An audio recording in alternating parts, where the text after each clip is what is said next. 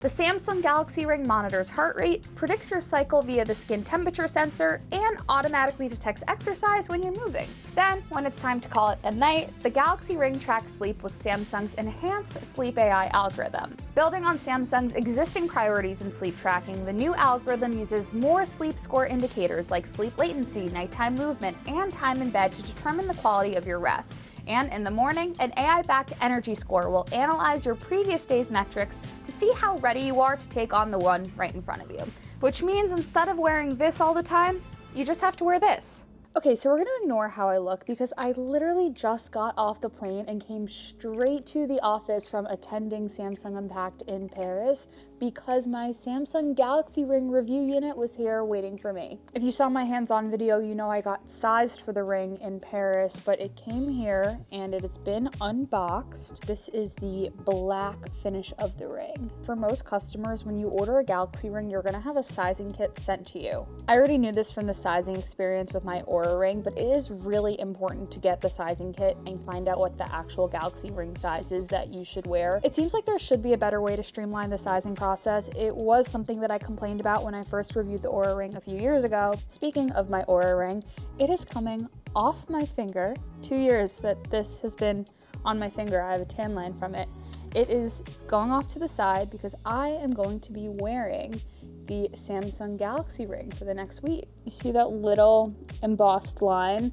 I want that to be on the inside of my palm. My Galaxy Ring is officially connected, which means I should be good to go. I'm honestly not sure I'll get too much testing today just because I'm exhausted from travel, but I know it will be really interesting to see my sleep metrics tomorrow morning. Let's take bets now if I'm going to be jet lagged. You've probably seen a smart ring before, but more specifically, you've probably heard of the Oura Ring. If that's the case, you might be wondering what the Oura Ring and Galaxy Ring have in common, and what they don't. At a glance, you probably wouldn't be able to tell one ring from the other, especially if they were the same color, which, regrettably, Samsung was only seeding black titanium review units, but I'd otherwise go for silver to match my style. Let's take a closer look though. The Oura Ring comes in two styles, Horizon and Heritage. I have both to show off, but the Horizon is looking more similar to the Galaxy Ring since it's fully rounded, but a key difference in the Galaxy Ring's design is that it's ever so slightly concave. It makes the ring look thinner, and it also helps that it's shorter or maybe more narrow is a better way to explain it. Either way, even though again, this is not the color that I would get,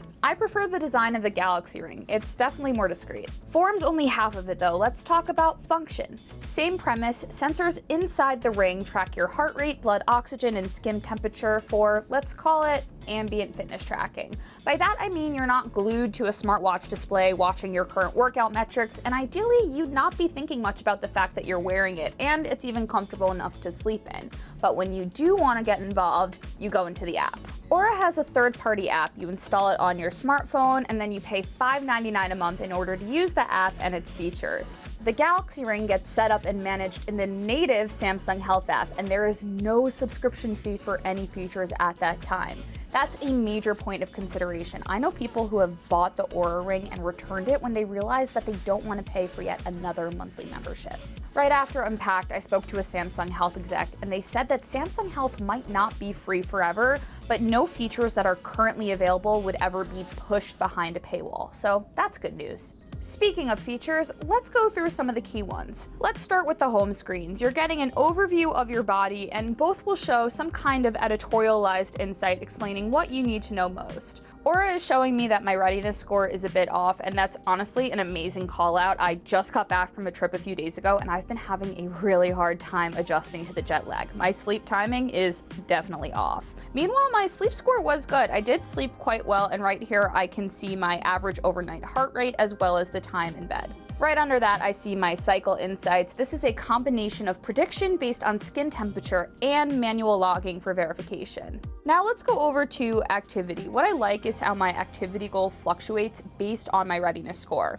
I love to see everything here in the blue. This visual tells me that I'm meeting my goals. If it would turn red or orange, that would be something that I need to pay attention to, like you'll see over here in my readiness score. Again, going back to my sleep being kind of irregular right now. Some other things you can track track with Oura are stress, and if your body is just in need of a break, I really like how you can turn on rest mode and it will not bug you or penalize you for not getting active that day. Moving over to Galaxy Health, you get a lot of the same. Readiness is comparable to energy score. It'll show up just right here normally. I just didn't wear my Galaxy Ring to sleep last night, but I can show you my previous days, and you see where you trend compared to each day prior. In general, I like that there is an energy score, but I don't necessarily love the AI insights attached to it. I'll show a clip of yesterday where it said that I should be taking it easy since I've just been pushing myself to close my activity rings. I didn't necessarily feel like that was a good reflection of how I personally was feeling that day. That said, I do like how there are still rings here. It's a great visualization and gamification, but sadly no option to disable them or take a rest day. They also don't adapt intelligently like you get on Oura. I will say the sleep tracking experience is very comparable. Sleep score plus insights on sleep stages, overnight heart rate and heart rate variability, sleep timing, but one thing unique here is that you can actually see your skin temperature overnight. The Galaxy Ring also does stress tracking and a few other things here in Samsung Health that you get with Oura Ring. So if I had to score the app experiences, I will say I do kind of prefer Oura. There's a bit more to dig into here, a bit more in terms of in-app education. And having been a longtime Oura user, I know that there are new features and insights being added all the time. No hate to Samsung Health though. I've been using it for testing Galaxy Watches over the years, and it's definitely in the strongest place I've ever seen it. And again, it helps that it's totally free to use. Now, what do you get with the Galaxy Ring that you don't get with the Oura Ring? There are a couple of things Samsung introduced here that seemed to me was the company's way of standing out. First, you can use the Galaxy Ring as a camera remote controller for your Samsung phone with a double pinch gesture. This also works for snoozing alarms, so long as you have a phone running One UI 6.1.1. Oura can't do this with any smartphone because it's a third-party device. When you get Samsung plus Samsung, you get more convenience, the same way that an Apple Watch is the most full-featured smartwatch for iPhone users. Next, the Galaxy Ring fixes my biggest complaint with the Oura Ring, and that is the charging situation. The Oura Ring comes with this charging base that, I kid you not, I've had to replace so many times over the years. It's so tiny, easy to misplace, easy to forget. It's just a headache all around. So imagine how excited I am about this charging case for the Galaxy Ring. Love how it looks like a real ring box, but it's actually its own charger, so I can bring this with me. It'll protect the ring while charging it wherever without a cable for at least a couple of charges. The light here is telling me that the battery is low, so I should get this hooked up to a USB-C charger, but then I won't have to worry about this for at least 2 weeks. That brings me to the best part of the Galaxy Ring experience over the week of using it, and that is battery life. Samsung said only sizes 12 and 13 of the 9 total sizes last up to 7 days, so I was expecting maybe like 5 days max out of a smaller size, but I went 6 days before this needed to be recharged. I do need to clarify that I have been simultaneously testing the Galaxy Watch Ultra, and using both together does take some of the battery life load off of the Ring, but comparing it to when I use my Apple Watch and Oura Ring together normally, they don't work together like that. I get like 4 days average with my Oura Ring. It's just not long enough that I very often neglect charging it.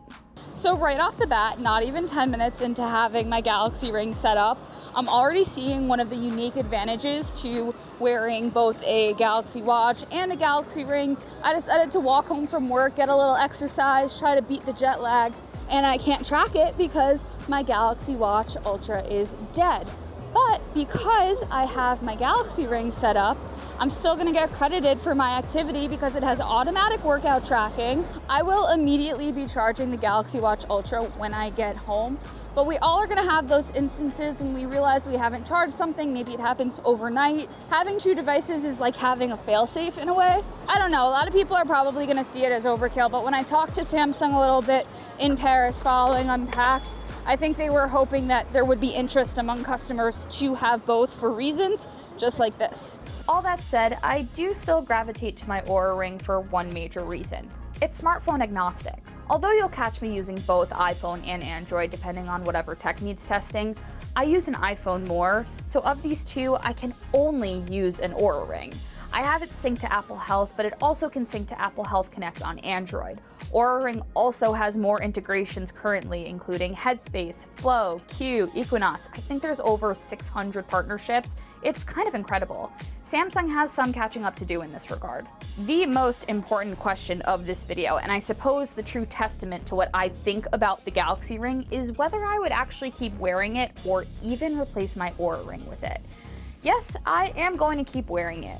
Replace my Oura Ring? Probably not. And apparently that's not something Oura is too worried about. My friend Lisa over at CNET spoke with Oura's CEO, and he revealed that only 5% of current Oura users have Samsung phones. So honestly, there might not even be that much crossover between the two rings from an audience perspective. But if the launch of the Galaxy Ring and how much it's being hyped up and compared to the Oura Ring tells me anything, it's that we're going to see more smart rings very soon.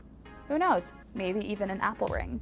Let me know whether any of the features I talked about swayed you in favor of one ring or the other. You can check out my full reviews of both on tomsguide.com and more behind the scenes content on our socials.